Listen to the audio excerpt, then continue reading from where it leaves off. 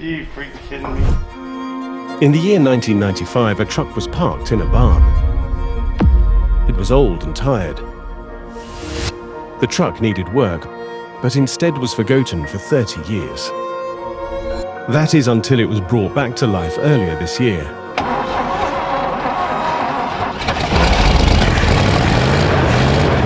Today will be the last day in the barn. This truck will once again be highway worthy.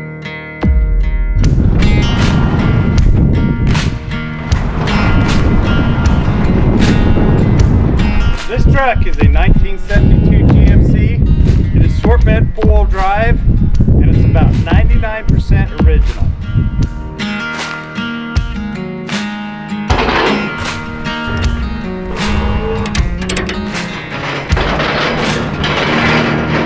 Okay, let her go. Just let her go. It's going good.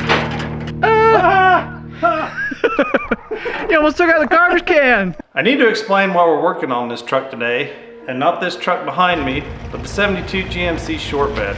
The truck actually belongs to my brother-in-law, and he's had it since probably the mid-80s, drove it for quite a while, and then he just kind of parked it, and it sat for 30 years. We wanted to do a video on it, thought it'd be pretty cool, so we did a will it start video on it a few months back. So we got it out, we got it running, we got it driving, and it's such a cool little truck. But unfortunately, we just pulled it back in the barn and parked it. So I got to thinking, that truck is just way too cool to be sitting up there in the barn.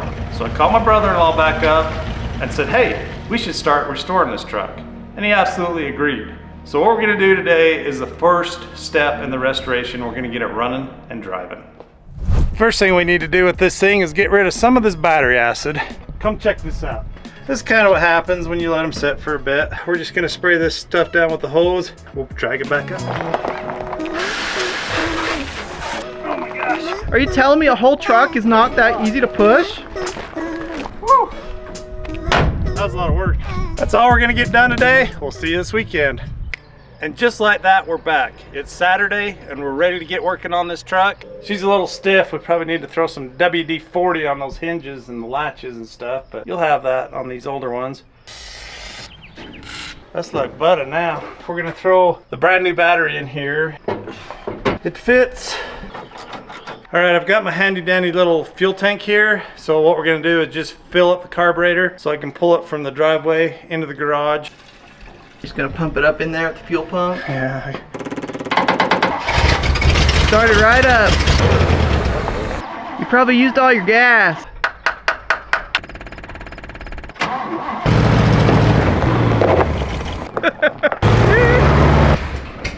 Are you freaking kidding me? I don't know if you can shut the door, but you're in.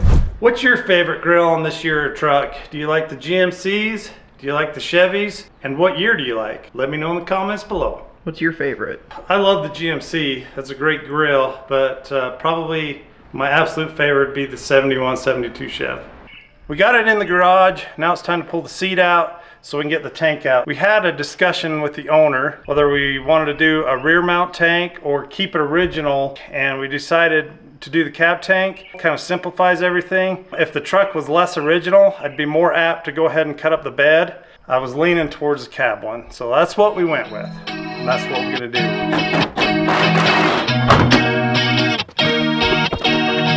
It is a mouse house inside that truck, so we're gonna vacuum it up.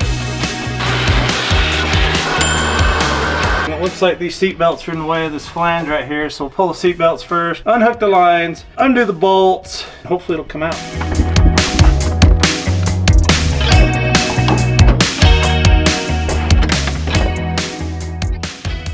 I'm gonna attempt to reuse the sending unit, so I'm hoping it's in halfway decent shape. If it's not a huge deal, but you know, and they're only 40 bucks. I should have just bought one.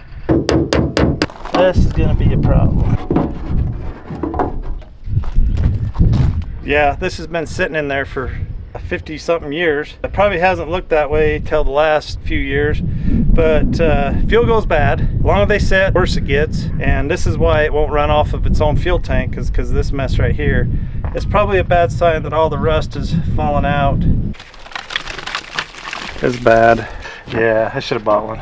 This is the new fuel tank. It is from LMC and it is a direct replacement tank for this truck.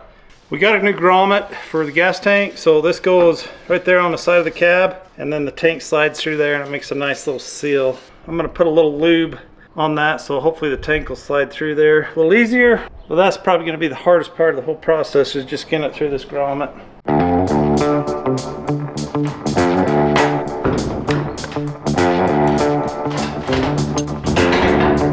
Struggling. Hey, you did it. I think it's gonna fit. I ain't going nowhere. Before I go to hooking up all the lines and put new fuel lines in them, I'm gonna blow out the old lines, and then I'm gonna try to send some gas or carburetor cleaner or something through them. Before I put this together, I'm gonna put a fuel filter before the fuel pump, and then there will be another one before the carburetor. So hopefully between the two filters, it'll catch all the stuff before it gets to the carburetor. Here we go. Oh, that smells terrible. Oh yeah, some gunk's coming out. And it doesn't fit. Does the old one fit? I don't know, where is the old one? Yeah, wrong cap. All right, I'm gonna throw this sending unit in there, even though later on I'm gonna replace it. I tested the ohms in the sender, and it has no continuity whatsoever, so it's garbage. For today, to make it run, I'm gonna put it in there. Gonna get a new one, just not RN. Perfect. Oh, that fits nice. Everything looks beautiful. Wish I'd have not been an idiot and bought a new sending unit. It's time to move on to the carburetor.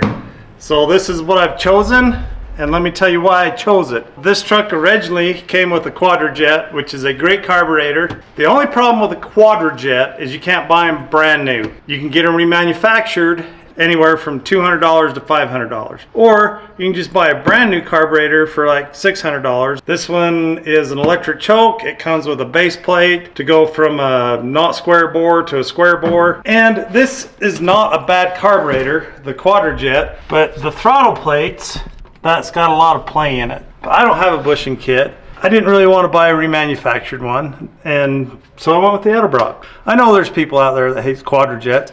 I know there's people out there that hate Hollies. This is what we're going with. Love it or don't, this is what it is.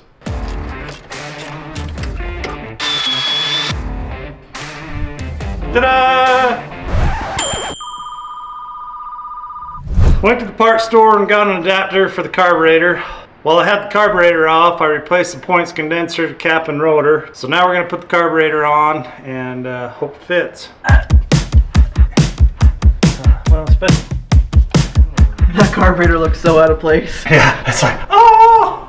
Okay, we got the carburetor on. Now I'm just putting some new hose on for the PCV valve. Got to hook up the brake booster and the vacuum advance. Then we got to finish running fuel lines, throw some spark plugs, wires in it, and then hopefully we can start this. All right, it is time to put the fuel pump back on, the new fuel pump. If y'all have ever done a fuel pump on a small block Chevy, there's a rod that comes down from the camshaft, and that's what pushes the pump up and down. When you pull the pump off, the rod automatically drops down, so you got to figure out a way to hold that rod up while you put the pump on. Otherwise you're going to bend the rod if you get the pump in at all. My, I guess, preferred method is I put a hacksaw blade underneath the rod, and I just kind of slip the pump underneath the hacksaw blade and then pull the hacksaw blade out after the rod's on the pump. Sometimes it works really great, and other times it's just a circus. Okay, pump's professionally installed. Now that's a lie. You are a professional mechanic in real life, though. Don't tell anybody that, though. I don't know why that's a... People are gonna be watching me and they'll be like, nah, he's not a professional mechanic. There's no way he's done that. I don't know why that's a secret. We got the fuel pump on. We got both fuel filters on. We got it run up to the carburetor, which is temporary because I want to get fuel up to the carburetor, and I'm gonna unhook the lines. So the next step is we got to change the spark plugs and the wires, and we're just about got this.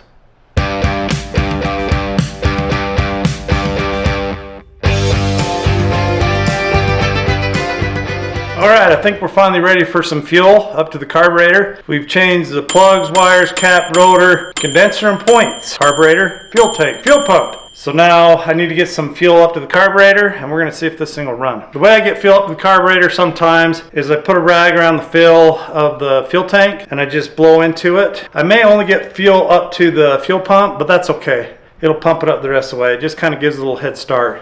Don't want to over pressurize that tank because you can blow them up.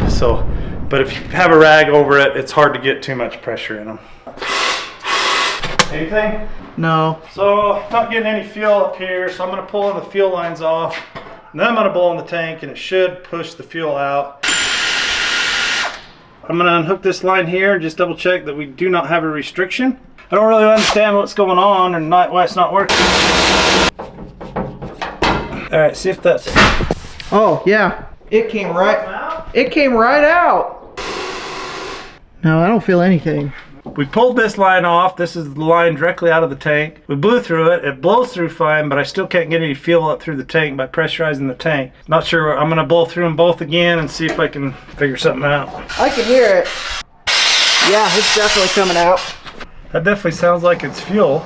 All right, I'm gonna hook up a fuel line up to here. Then we'll hold the cup right here like this. I'm gonna pressurize the tank and see if I can get fuel to this spot. Okay, blow. No, it's a sump. Either that or I ain't got enough fuel in there, so I guess we'll pull that out next. It sounds like it's in the fuel, but is it enough in the fuel? Well, just gonna throw a couple more gallons in it. I can't get any fuel come out of there, but I can't get any air to come out of there either. But I can blow through it and it's fine. It's getting late in the day and getting angry. Something needs to work right. I don't even feel air. Nothing's working right, so I'm gonna put my little clickety-clack pump in line and see if I can suck any fuel out of this tank. All right, that obviously ain't working. We are not sucking up gas. I think all we're sucking up is air. I've got about 8 gallons in the tank, so that should be plenty. So I might have a hole. The part that I should have bought but didn't buy. Yeah, there was gas on the end of it, but not a lot of gas. That's working. Should we put more gas in? I guess. Oh. Why is that so black? Where are you getting your gas from? That's pretty bad. We got fuel coming out of the fuel tank now at the sending unit. We're gonna see if we can pull some fuel out here by the fuel pump, at least get it up to the fuel pump, and then see what it looks like. There it goes. All right, we finally got fuel to the fuel pump, and now we're gonna crank the motor over and make sure that this is kind of coming out clean. Right now it's going through 2 fuel filters, so this should be pretty clean. It's good and clean. Now we can hook up the carburetor, fuel the carburetor with hopefully clean fuel. All right, go ahead and shut it off. Something's not quite right. It doesn't run great, so I need to check the dwell, see if I got it ballpark, and go from there. Shut it off. All right, try that.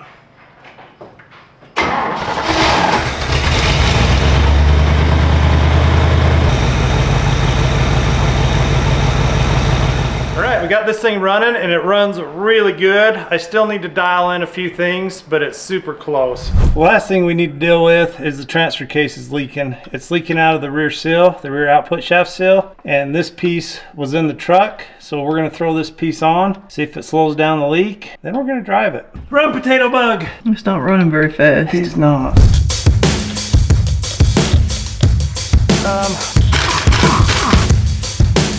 So the gasket I have for this is no good, so we're gonna use silicone. Should be all right. For someone to save. I wanna tell you something new. Almost goes into a wall. I drive away into the night and I contemplate for a while. We got everything buttoned up. Now it's time to take her for a test drive. I thought it wasn't going to start for a second. Wasn't too happy about it. You think this truck likes sitting in the barn for 30 years? It's like, now I got to get out and do stuff again. I was retired. Life was good. Or do cars hate it when they sit for a long time? What do they like? I think it's harder on them to sit. Turn on the AC. Oh, it's getting hot already. Too much power. Said the brakes feel pretty good. Woo! I have no seatbelt on, the window's down. Something's gonna break for sure if I give too much gas. I know that much. Yeah, we're gonna go fast. Oh, listen to those buckshots. What? But listen to those buckshots. Oh, the tires? Yeah. This is definitely the furthest this truck is driven in 30 years. Might be easier to get out and hurt this thing than it is to drive it. The steering on this is like sketchy. The tie rods are shot. Yeah, I think this thing's got a long list of things that need to be replaced. Got ran to death at park. Yeah. It's run a little warm. It's not overheating, but it's... You check the coolant? Yeah, it was a little low, but it wasn't overheat low, you know. The engine probably needs a good flush. Probably needs a new radiator. Don't know if that water pump's doing much. On and on the list goes. But got this thing running down the highway. It runs pretty sweet. There's still a few things we need to do, like brakes, steering, maybe a radiator, and then maybe on to body work. This truck is awesome and it's fun to drive. Leave us a like, maybe a comment, and if you haven't done so yet, go ahead and subscribe. Thanks for watching.